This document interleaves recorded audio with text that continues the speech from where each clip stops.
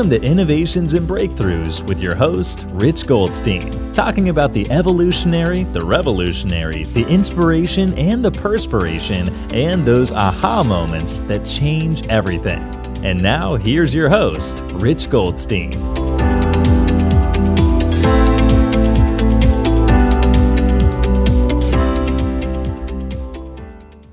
Rich Goldstein here, host of the Innovations and Breakthroughs podcast, where I feature top leaders and the path they took to create change. Past guests include Kevin King, Steve Simonson, and Kate Hancock. This episode is brought to you by my company, Goldstein Patent Law, where we help you to protect your ideas and products. We've advised and obtained patents for thousands of companies over the past 29 years. So if you're a company that has software, a product, or a design you want protected, go to goldsteinpatentlaw.com, where there are amazing free resources for learning about the patent process. And you could also schedule a call with my team at speaktolarry.com to explore if it's a match to work together. You could also check out the book I wrote for the American Bar Association that explains in plain English how patents work. It's called the ABA Consumer Guide to Obtaining a Patent. I have with me here today my friend Gracey Ryback. Gracey is an influencer in the Amazon world with a community of over 1 million followers. She helps Amazon sellers to figure out how to use influencers effectively to increase their product sales. So I'm really pleased to welcome here today, Gracey Ryback. Welcome, Gracey. Hi, Rich. Thank you for having me. I'm excited to be here and chit chat with you today. Yeah, absolutely. And we do spend a good amount of time chit-chatting, though. Like, we're at a lot of Amazon events together. We are. There's always a lot of time for chit chat, which is what I'm there for, really. I mean, I'm not there for the educational sessions. I'm there for the chit chat, otherwise known as networking. Otherwise known as banter.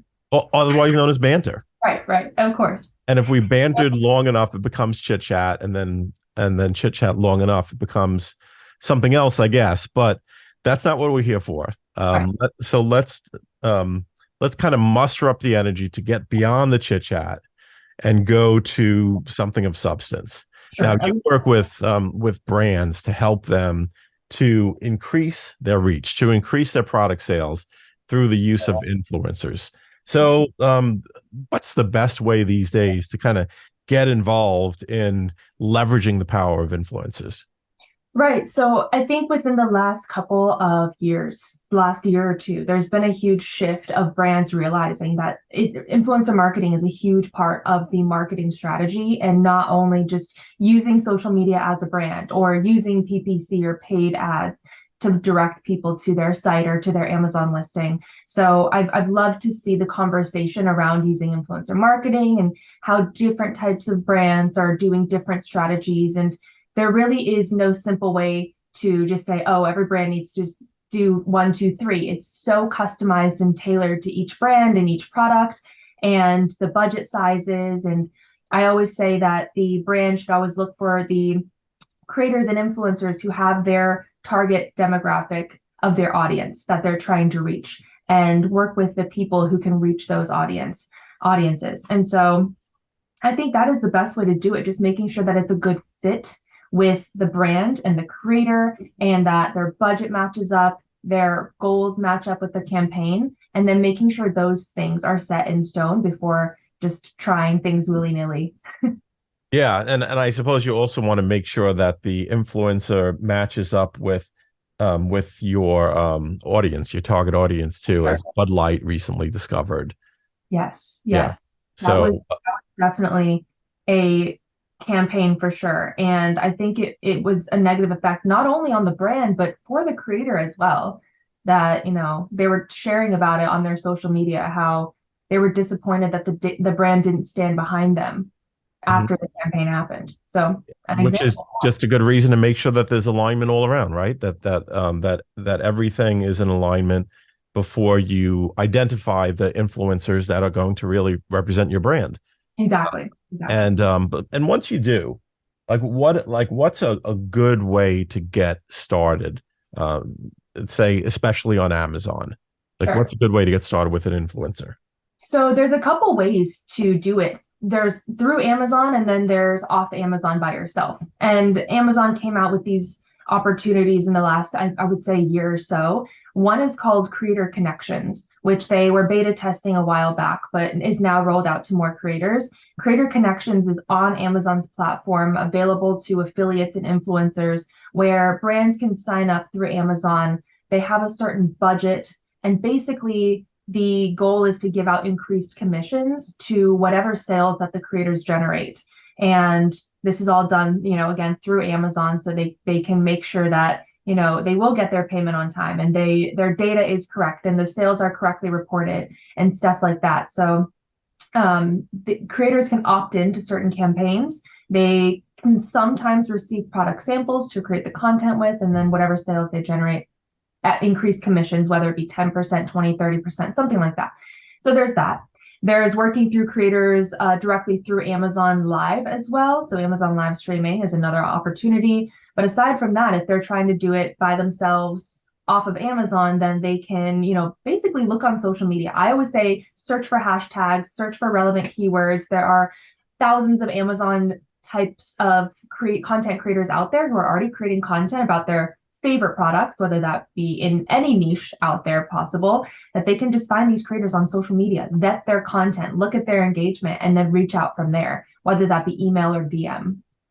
Yeah, and I imagine that a lot of influencers, especially what you might call micro influencers, haven't yet monetized ever before. And so there's an opportunity there to kind of make someone's day on one hand, but on the other hand, it's also like, it's probably not going to be very expensive, because someone who's been kind of successful in creating an audience but hasn't yet made a penny from it, right, might really find that that whatever you're offering is exciting to them, and they're not going to play hardball in terms of negotiating. Would you say?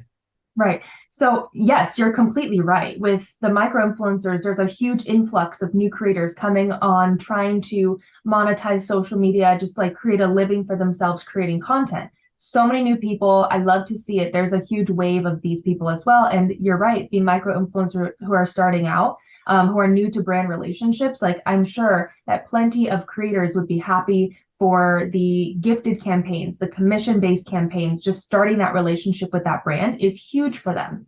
But on the other side of things, I actually recently just came back from a creator event instead of a seller and brand event. I met a bunch of creators, and these were large creators, much larger than me, large scale, like millions of 20 million followers. And it was so interesting to kind of share the Amazon side of what I do with them, because I realized they have a lot of trouble monetizing. Because aside from, let's say, the TikTok creator fund, or like the payments that these social media platforms pay out, aside from those and maybe the occasional brand deal, they weren't very familiar with like the affiliate side of things, or like even the Amazon influencer program. And so it was interesting to see how excited they were, and when they were like, oh, there's a way to monetize like my 20 million followers. Like, what do you mean? Because their content isn't product based. It's maybe like skits, or maybe art or dancing, whatever. So it's not product based. So it's harder to, incorporate products. But yes. But there's an opportunity there. There's right? an opportunity there. So they're used to monetizing with, okay, we get 20 million views, and someone runs ads that then show on their feed or with their videos, and then they make like a few pennies at a time there that add up, right? Yeah, But exactly. but now there's an opportunity to do something more direct with product sales. Yes, exactly. And I think no matter what you're doing, even skits, there's ways to incorporate like your favorite products into it. You could, say, oh, I'm putting my earrings on, I'm putting my makeup on, putting these clothes on, whatever, and still be able to make it a genuine experience and make it authentic and relatable, and incorporate products, and hopefully make this more of a full-time income for them by monetizing. Yeah, absolutely. Yeah. I've heard you say before, or actually other people have said about you, that you're an A-list influencer on Amazon. Now, tell me what that means exactly. Yeah. So When people say A-list, they're probably referring to the tiers of Amazon Live influencers. So everybody who is part of the influencer program of Amazon is eligible to also stream on Amazon, but there's different placements that you are able to get depending on which of the 3 tiers you're on. So the first tier that everyone starts as is a rising star. That means you have placement on the your own influencer storefront and whatever traffic you drive there, as well as maybe that's it. I think that's it. And then once you stream enough time and then you reach a certain revenue goal, then you can apply for Insider, which is the middle tier. I think a lot of people are in this middle tier, and basically they have placements on relevant product pages, their own influencer storefront, and the Amazon Live page on Amazon. And then the hardest level, which I've heard so many people say they've struggled to get because Amazon handpicks and like manually vets these people to make sure that they have the quality of live stream that they want to show around Amazon, is A-list level. And then you have placements on the Amazon deals page and then the Amazon home page, which make a huge difference in traffic that you would be able to get when you have those possible placements as, I guess, an A-list Amazon live streamer. So that's what it means tier wise when people say A-list. And I guess the A-list influencers get to walk the red carpet at the Amazon events. The theoretical one, yeah. If not a literal. Yeah. So I've heard this new program called TikTok Shop. Let me see if I can say that correctly. TikTok Shop. Yes. And if you can say it, then maybe you can get into the program. But tell me what that's all about. How does that work? I love that you're bringing this up because TikTok Shop is kind of a new concept, but a really exciting one for not only creators, but also I think Amazon brands and even off Amazon brands. So TikTok Shop, TikTok came out with their own affiliate shopping program earlier this year. And they've been doing a really, really good job of rolling it out and getting new creators on board and just sharing different aspects of it. So if you scroll TikTok, you're more than likely to happen upon a video where you see a little sticker in the corner and it has a product link to it. So the whole intention of this is that people can, be entertained by TikTok and scroll away and still naturally be able to shop on TikTok's platform. So they're trying to figure out their own kind of logistics system behind it. But basically, they just want people to shop within TikTok. And they're having a lot of merchants and sellers and brands sign up for this TikTok Shop program to feature their own products there. Some of them including, big brands like Revolve and some Amazon brands as well, some clothing, beauty, tech brands as well, like tons of brands. And that just gives creators a really good avenue of monetization one way, but also another avenue of sales for brands too. And TikTok is actually doing a good job of promoting these videos and sharing them, making sure that they get good viewership. And it's just fun to be able to make it easier for your audience to just buy the products that you're talking about every day if they want them. And also give brands this awesome opportunity of marketing their product in a way that's, I've seen so many brands say like, oh, I've gotten tons of sales since joining TikTok Shop. And then there's the obvious aspect of brand awareness and just people talking about your brand and sharing content about your brand that, is so important as well on TikTok. So it's kind of a win for everyone. No, absolutely. And as a new program, there's this secret that we know about, like when a social media platform has a new program, right? Think we should tell them? We should tell them a secret. We can tell them. Okay, yeah. So when there's a new program, like when Instagram Reels, Facebook Reels launched, or YouTube Shorts, so when a social media platform has a new feature that they're pushing, then if you jump on that bandwagon, they're going to push you heavily. Like they are looking to have it be a success. So that is the place to be. So if TikTok is promoting TikTok Shop, and if you can say it correctly, then that's where you want to be, because you're really going to get the best ROI when you're joining a program that the platform is pushing. Definitely. And I think even by the time that this, people are hearing this episode, it's still going to be a good time to join. Like it's I've heard directly that they are really, really working on this. They have, a lot of big goals and plans in the next 3 to 5 years. And it may not, I want to preface this for like the Amazon brands and sellers listening. It may not lead to your Amazon listing, and it may not affect your Amazon listing directly that much. However, for the off Amazon sales and for the sheer brand awareness of your brand and your product, it's beyond worth it just to check it out and potentially join, because TikTok is taking like close to nothing in commissions for brands joining right now. Yeah. Very like low risk avenue of sales, I think. Yeah. No, that there's the incentive right there, is that they are, it's like if you look at something that's matured, like Google AdWords, where they really are, that they know that everybody wants to use that advertising medium, and then you're paying top dollar for it. But it's heavily being subsidized right now, which means lower commissions, lower amounts of your, you'll have a lower cost of sale compared with other advertising mediums. Exactly. So now, speaking of when this episode airs, so what are some strategies that you think brands ought to apply as we head into Q4?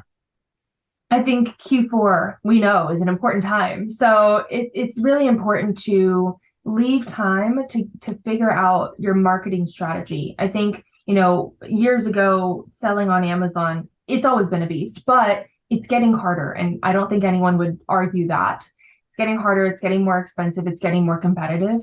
And to stand out from the competition, there's of course PPC, but there's only so much you could do with that. It's an important part of everything, but it's really the off Amazon marketing that is going to make the biggest difference.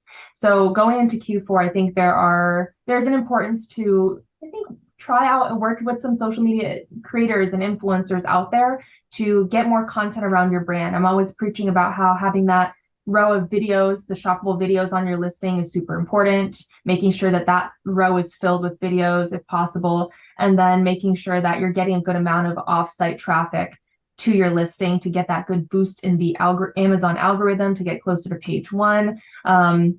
Prime Day is obviously another huge opportunity to be setting up some campaigns for Christmas, Thanksgiving, all these shopping holidays, huge opportunities for everyone. So it's just important to leave time to figure out your influencer campaigns. It's I would say like the beginning of the year is to start small and figure it out how creators work with your brand. And then Q4 is the time to increase the budget slightly and go for the larger creators and get more eyes and traffic onto the product. That's good. Now, I guess one of the first things that we talked about was networking and networking events, which is how we know each other. And essentially, Amazon sales and like even e-commerce sales is something that people do just behind their computer. Like it's just them alone with their computer very often. Yes. But some percentage of Amazon sellers do attend Amazon events, networking events where there's content and you get to learn about what's working for other people. So I guess like what's the value that you see for sellers in attending events like the ones that you and I go to? Yeah, so I think we're in the similar boat as to you're not a seller. You're there for the networking aspect. And I am also not a seller. I am just in the space. And I realize that what I do is not only about the creator, it's not only about the product. There is a whole different side of things, which is the brand and the seller side. And there's a lot of, mutual beneficialness, but there's also a huge effect on them. They affect me as well. So the main thing that I am hoping to get out of these events and the main benefits, I think, is the sheer networking of just having a community. Because I think, selling on Amazon, being in the Amazon space, a lot of it is, by yourself, remote at home. And there's so much information online. If you tried to go to Google or Reddit or, different Facebook groups, let's say, there's an incredible amount of information that can bring you in every direction in the world. And so you can obviously get stuck. You can get confused. There's differing advice all over the place. And so finding out people who might be in a similar situation as you, similar niche, similar situations, you can kind of clarify, okay, this is working for this person. Let me try it for me. People are also just sharing strategies and sharing hacks and sharing what worked for them and sharing different softwares that people might need as well. Huge when you have those tools at your disposal. And not only that, but you know the people who created the tools. So if you have a question or if you need support, you know who they are. They're like, one person away from you. So the networking is obviously amazing. The people in the community are incredibly helpful. They're so incredibly amazing at, just trying to help others. Mhm. And they're always obviously a really fun time. Traveling is fun as well. But I think the community, the hacks, the strategies, and then the friends that you leave with afterwards, that's the best part. And I think that's totally worth it. Absolutely. And it could be inspiring too, because being creative, often you burn out a little bit. It's hard to maintain that level of creativity when it's just you on your own. For sure. Another aspect of that, actually, I was at a recent event, I was talking to somebody. They were just like, can you just give me advice? Like, can you just give me some advice? Like, it was such a raw conversation. And I really feel like that conversation just like felt really, really important. And it felt, the person was like, I have a fire under my butt now. Like, I'm going to go home and put all these strategies to work. And like, I'm really leaving this conversation feeling so motivated.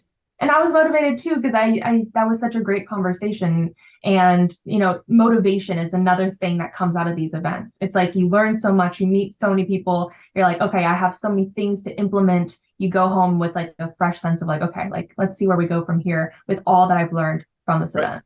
And like that, this is doable, right? You see other people that are succeeding, even with the things that we might struggle with. And then it's just tangible proof that like, it's figure outable, right? Yeah, inspiring. Yes. Mm-hmm. Yeah. And one more topic. So like IP. So IP is something clearly that I work with, and I work with a lot of sellers to help them to maximize their IP. I mean, what have you seen in your experience just about the importance of IP to sellers? It is, I mean, just so incredibly important, because once you start creating content, you're going to start seeing, unless you put your face, and even if you do put your face in the videos, I have so many friends and other content creators I see, they're just like, my video was stolen by so-and-so, like they're using my content, obviously without permission.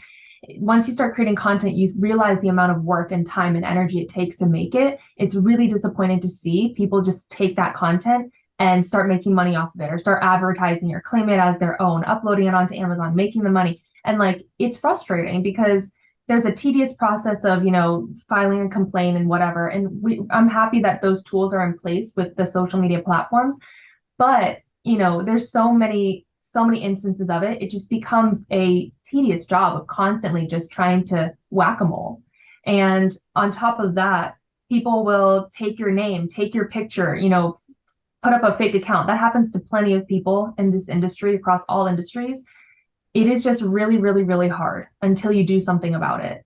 It's whack-a-mole until you do something about it. Yep. So I have a friend, she is, she's been in the industry since 2013, I think, 2013 to 2015. So a lot longer than I have, but she's just talking to me now about getting her brand name trademarked. And I've been saying it's so important. Otherwise, you have no safety net. And as a content creator, all of our stuff is, up online, and people will take it unless we do something about it. Yeah.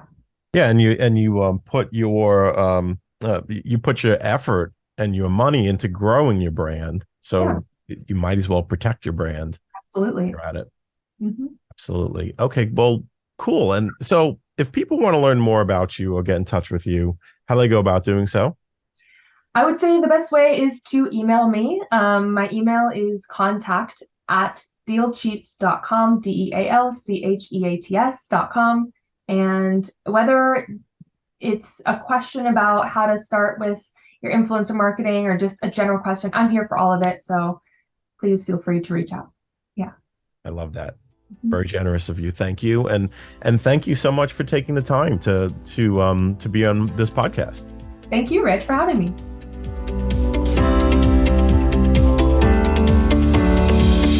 Thanks for listening to Innovations and Breakthroughs with your host, Rich Goldstein. Be sure to click subscribe, check us out on the web at innovationsandbreakthroughs.com, and we'll see you next time.